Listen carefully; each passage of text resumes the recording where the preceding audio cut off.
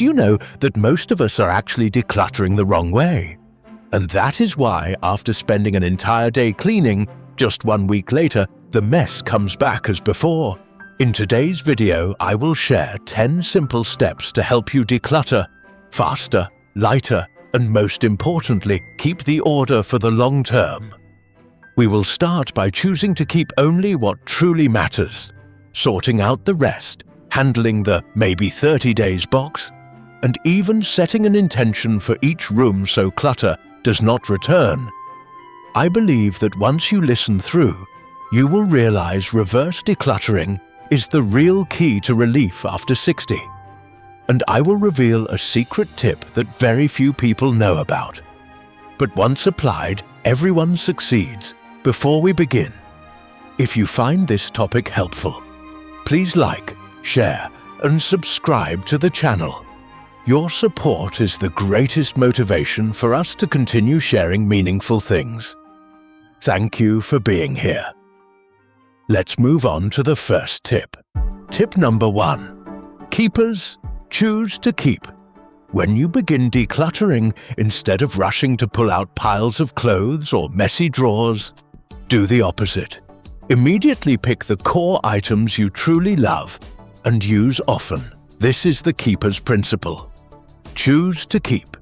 It sounds simple, but this small step helps you avoid confusion and regret. Imagine standing before your closet. Instead of asking, "What should I throw away?" ask, "What am I sure I will keep?" You will quickly pull out the khaki pants you wear to the market each week, the sweater your grandchild always compliments, the comfortable walking shoes that make each step easier. These items need no debate, because you know they still have value and bring joy. Once you pick your keepers, the rest automatically shows itself as excess. Maybe it is the shirt that has been tight for many years, the high heels no longer suited to your aching joints, or a gifted item you never wore. Just place the two groups side by side, and you will clearly see what to keep and what to let go. Practice. Tip 1, by limiting keepers to about 5 to 10 core pieces for each category. For example, with pants, keep only 5 you truly wear. With cookware, choose 5 to 7 you often use. With a set limit, you decide more easily and avoid the trap of wanting to keep everything. Remember, keepers are not only objects, they are your way of telling yourself, "I choose to keep what makes my life lighter and more comfortable." Starting with this step, you have already conquered half the journey. Tip number 2. Losers. The rest. After choosing your keepers, everything left in the closet, kitchen, or living room belongs to the losers group. Items not truly needed. This is when you must make clear decisions for each item to avoid the just-in-case trap that makes homes more crowded. Look at them directly. The juicer bought 8 years ago but never used. The tight shirt kept because maybe I will lose weight. The broken chair that has sat against the wall for a year. These no longer serve your daily life. And if you keep them, they only waste space, add cleaning burden, and sometimes even cause hazards. Practice tip 2 by not piling them all together, which can overwhelm you. Instead, divide into 4 clear piles. Donate, throw away, sell. Not decided. With these 4 choices, decision-making is much easier. The good but ill-fitting shirt goes to donate. The irreparable chair goes to throw away. The old blender still working goes to sell. And the sentimental dress you hesitate over goes to not decided for later. Dividing like this eases the burden, because you are not throwing away everything, but simply choosing better paths for them. The key is to be honest. Do I use it? Do I like it? Is it worth keeping? If all 3 answers are no, then it belongs to the losers. Tip number 3. Maybe second filter. During sorting, there will surely be items you hesitate to discard yet do not really use. This is the hardest group, and without a clear plan, you will slip back into storing them again. So the tip is to create a box called Maybe. everything uncertain goes inside. And most importantly, you label it with a specific date. The golden rule is 30 days, no more, no less. Imagine the scarf your grandchild gave you 5 years ago that you never wear outside yet feel guilty about. Or the old glass jug that does not match the kitchen but you keep just in case. Put them in the maybe box, place it where visible, and mark clearly open date. As a reminder, practice tip 3 by checking after 30 days. If you did not touch anything in the box, except that you do not truly need them, letting go becomes easier because you already tested separation. Remember, the maybe box is not new storage. It is a temporary bridge to practice letting go safely without haste. Do not let it drag into next year's maybe box. By following the time limit, you feel in control, without guilt. And interestingly, when you open it, you often do not even remember what is inside, proving you can live well without them. Tip number 4. Time to decide. Day 30. Resolution. When the maybe box has sat still for a full month, it is time to take the most important step. Make a definitive decision. This is day 30. The day you truly face the items that once made you hesitate. The rule is very clear. If in the past 30 days you have not touched or thought about that item, then it no longer belongs to the keepers group. At this point, you do not need to feel guilty or regretful because you have given yourself enough time to verify. Look at each item and answer honestly. Is it used in your current life? Does it bring joy? Does it still fit your body and age? If all 3 answers are no, then be bold and let it go. For example, the cosmetic jar in the box that is past its date clearly must be discarded. The old coat that you have not touched all month, while you regularly wear a different sweater, should be donated. A thick book that you know your eyes can no longer comfortably read should be given to a library or to someone younger. Practice tip 4. Always remember the mantra, not used in 30 days equals not necessary for the present. This helps you sidestep the maybe I will need it later trap that has cramped the house for many years. Just as important, once you decide, take action immediately. If donating, put it in a bag and place it by the door. If selling, take photos and post the listing that same day. Do not delay, because each day of postponement is another day you might shove it back into the closet. Day 30 is the moment you regain control. Turn promises into action and feel lightness spread through every corner of the home. Tip number 5. Closet Review. Day 29. Reflection. Before opening the maybe box on day 30, there is a very important step that many people skip. Spend day 29 reviewing the entire closet or the space you have organized. This is like a dress rehearsal that helps you evaluate the effectiveness of the decluttering before making final decisions. Open your closet and ask yourself, over the past month, did you miss any item that was put away? Or did you feel a lack of anything? If the answer is no, that is a clear sign that those items are no longer necessary. You should also check whether any category is excessive. For example, you may have as many as 7 similar white shirts, but in reality, you wear only 1 or 2 favorites. This is the moment to pare back, so the space becomes neater and more balanced. Practice tip 5. If for a month you have not thought about an item, it means you can live perfectly well without it. Do not let regret blur this simple truth.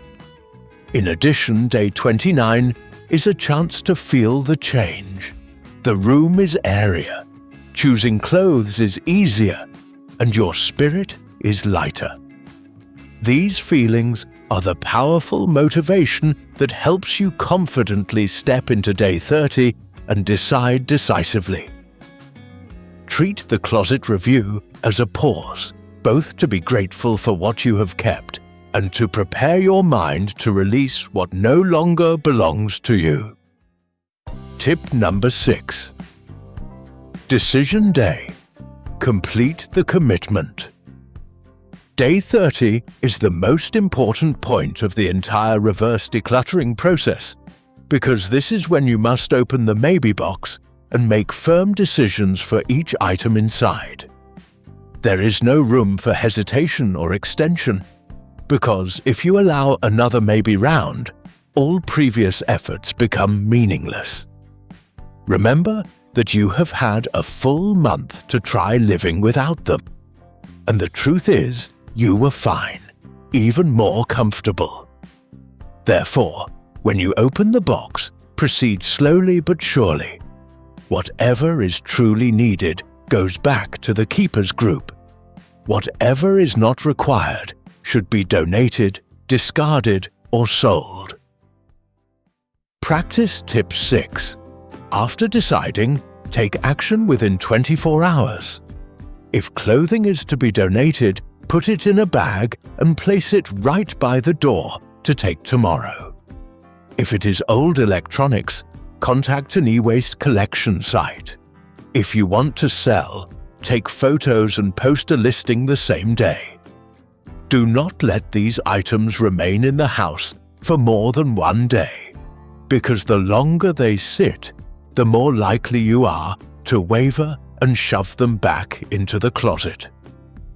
Day 30 is not only a day of clearing items, but also a day you train yourself in discipline and in keeping promises to yourself.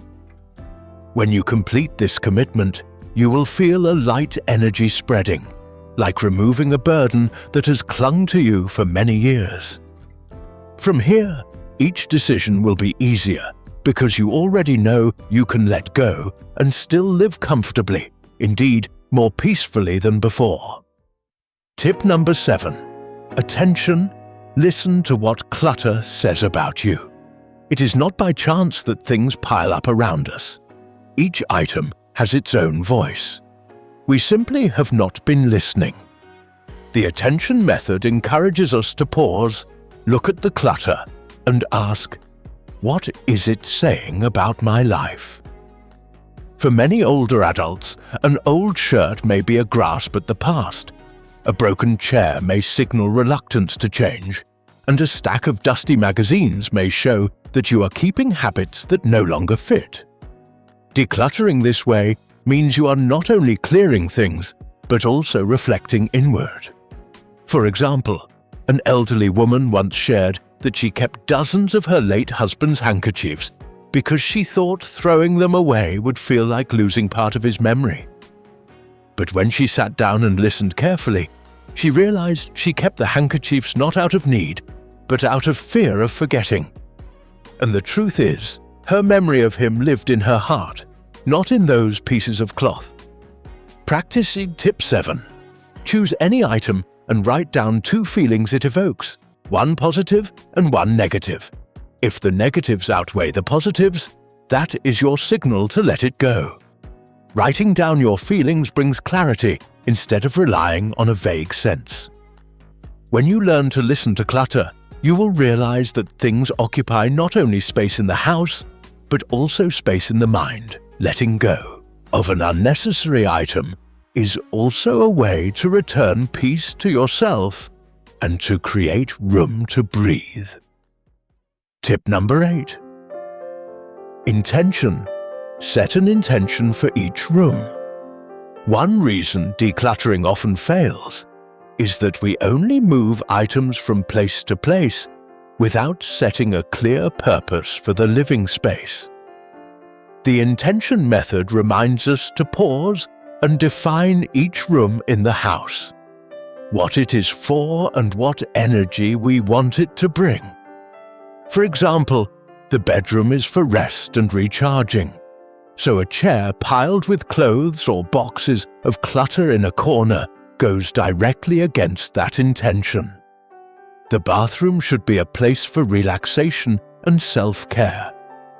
But if the sink is full of old bottles and dirty towels, you will never feel comfortable. The living room is a space to welcome friends and talk with children and grandchildren. But when the table is covered with unprocessed paperwork, positive energy disappears. Practice Tip 8. Before you start decluttering, write a short sentence stating the room's purpose and tape it on the door. For example, bedroom only for rest, living room only for connection and conversation. Each time you bring an item into the room, ask yourself whether it serves that intention. If the answer is no, the item should be taken out. When you do this, the process becomes lighter because instead of wrestling with each item, you have a clear compass. The space is no longer just four walls holding stuff, but a place that nourishes spirit and health. Setting an intention for each room also helps you live proactively, not in unconscious clutter, but in a home that reflects who you are today. Tip number 9. Motion, small actions each day. You may notice that sometimes you set out to do a big clean, but after only a few hours, you are exhausted and quit. That is because we often try to do everything at once, while after 60, our bodies and minds no longer have the stamina for such big battles. The motion method reminds us that just one small action each day, over time, creates big change. Apply the 15-minute rule. Set a timer, choose a small area such as the kitchen counter, a drawer or the entryway, and declutter for exactly 15 minutes. When the timer rings, you can stop and rest. The important thing is that you have made real progress, and each step forward encourages you to do more tomorrow. Like Newton's law, an object in motion stays in motion. Once you begin, it is easier to maintain the rhythm. For example, today you clear the dining table. Tomorrow you tackle a corner of the closet. The next day you discard a few broken items in the bathroom. After just 1 week, you will be surprised at how different your home feels without exhaustion. Practice is tip 9. Always choose a small, specific zone. Do not try to tackle an entire room. This helps you avoid overwhelm and maintain momentum. Do not forget to celebrate small wins, maybe by having tea after you finish, or by taking before and after photos to see the difference. Decluttering does not need perfection. It needs consistency and patience. When small actions become habits, the home naturally stays tidy, and your mind becomes lighter. Tip number 10. Celebrate and reflect. Celebrate and maintain. After completing 9 steps, the most important thing is to pause to celebrate and look back at the path you have just taken. Many people skip this step, but recognition is what helps you maintain the habit long term. Take a before and after photo, or simply sit down and sip tea in the room that is now tidy. Practice. Tip 10. Create a happiness basket.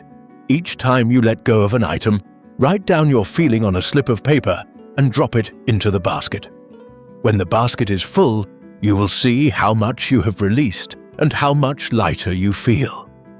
This is not only about clearing items, it is about clearing the mind and the worries that have clung to you for many years. Remember, decluttering is not about perfection. It is about creating breathable space that reflects who you are today. And most importantly, start right now with one small item, because every small step can open a new, lighter, and more peaceful chapter of life. If you find this video helpful, do not forget to like, share, and subscribe to walk with us on the journey of living neat and serene after 60. Your support is the motivation for us to continue sharing more good tips and meaningful stories. Thank you for staying to the end, and see you in the next videos.